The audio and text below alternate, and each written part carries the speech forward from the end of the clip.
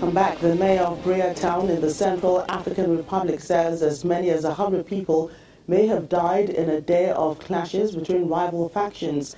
This comes after authorities have said that at least 35 people were injured in the fighting. The mayor of Brea Town says as many as 100 people may have been killed in a day of clashes between rival factions in the Central African Republic. The latest figures come after authorities said that at least 35 people were injured on Tuesday, June the 20th, in fighting, a day after a peace deal was signed to end years of bloodshed.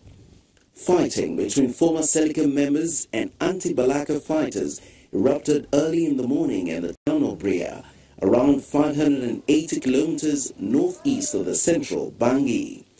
The attack happened as 13 of the country's 14 armed groups, along with representatives from the government, signed a ceasefire accord on Monday in Rome. The deal, brokered by the Roman Catholic Sant Egidio peace deal, called for an immediate ceasefire. Many had hoped that the latest ceasefire could bring an end to the fighting.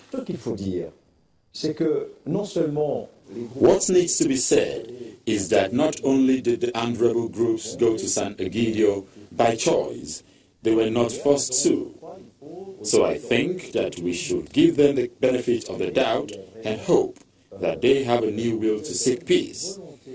I really believe that not only the people of Central Africa are tired, but I also think that the armed groups have realized that violence will not help them achieve their objectives. Que la violence ne leur permettrait pas de réaliser leurs objectifs. Thousands have died and a fifth of the Central Africans have fled their homes in the conflict that broke out after mainly Muslim Seleka rebels ousted President Francois Bozize in 2013. Provoking a backlash from Christian anti-Balaka militias. The Seleka and other groups have since splintered, prompting further violence even as the country held a democratic election won by President Faustin Archange Touadéra, who was sworn in March 2016. What is disappointing is that when you sign a ceasefire agreement, then there are new attacks on the ground.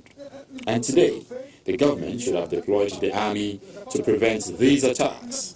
Yet, there was a ceasefire signing, and yet the Central African Army was not there.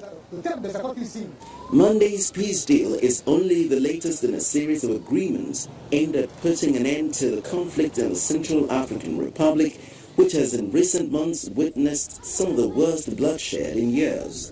The United Nations Humanitarian Office says about 440,000 people were displaced throughout the country by the end of April, and that number could reach 500,000 by the end of June. That would represent the most displaced number of people since the height of the crisis in 2013. NATO Secretary General Jens Stoltenberg says that expert teams will start helping Libya's UN-backed government to train and develop its military as early as possible. The Libyan army has been depleted by years of conflict and Islamist militant threat, as well as division among Libyan militias. As the West and neighboring Egypt seek to stabilize Libya, NATO has agreed to help the Tripoli-based government address issues like how to develop a modern Ministry of Defense, how to build joint chiefs or joint military staff, and also to develop intelligence services.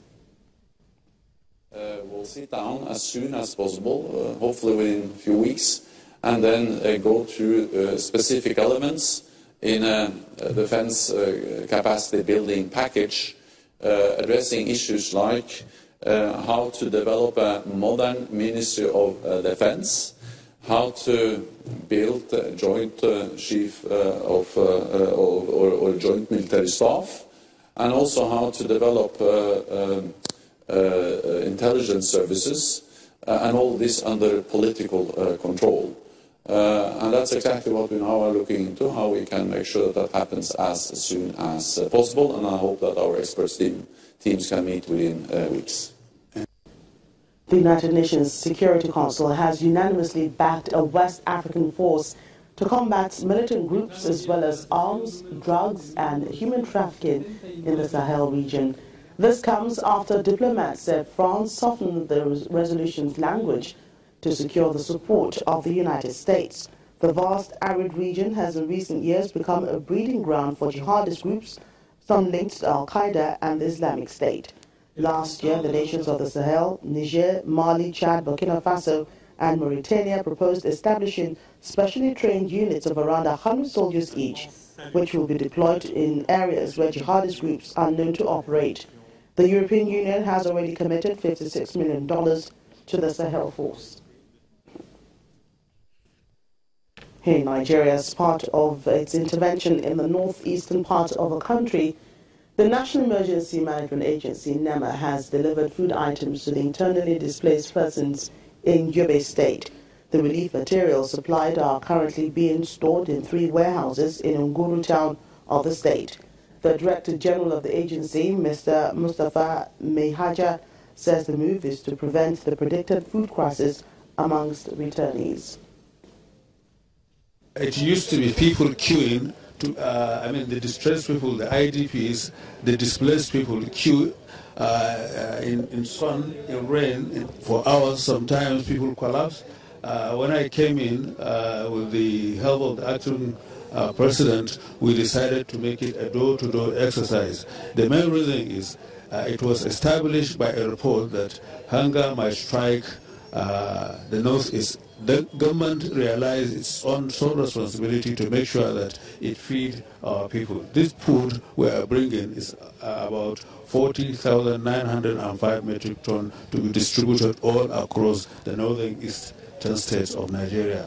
Those people that will benefit are mainly the IDPs, displaced people, people in the host community where they are hosting the IDPs. So we come to monitor the activities to make sure that no derailment at all. The enumeration is going on. We have a voucher. A household is visited. The house leader of the household is identified. The number of inhabitants in the household is taken, and based on which the quantity of food to be given to them will be established. So when we bring the food, we take the voucher and give them the amount of food that is recorded in the voucher. If it is a household of 5 people, they get 50.4 kg of various food items. Now, in the Middle East, Egypt has sent fuel to the Gaza Strip's only power plant to help alleviate an energy crisis that has left the Palestinian enclave's 2 million residents with less than 3 hours of electricity per day. Diesel tankers flying the Egyptian and Palestinian flags crossed into the Gaza Strip 2 days after Israel began cutting back on its electricity feed to the area after the Palestinian Authority slashed payments for the power line supplies. The delivery, a sign of improved relations between Hamas and Egypt after years of friction. U.S. the first official import of Egyptian diesel to Gaza since Hamas took over the enclave in 2007. It's expected to provide 7 hours of power for 3 days. Gaza's power plant has been offline for 2 months due to a tax dispute between the Palestinian Authority, based in the Israeli-occupied West Bank, and Gaza's Hamas Islamist rulers.